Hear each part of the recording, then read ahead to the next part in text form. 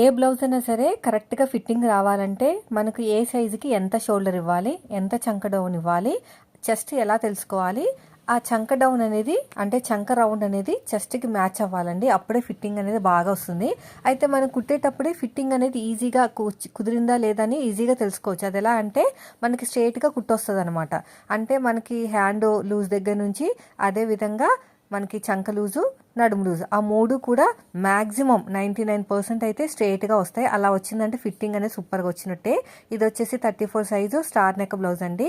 Full shoulder వచ్చేసి 5 మీద 2 గీతలు వచ్చింది. చంక డౌన్ 5.5 వచ్చింది.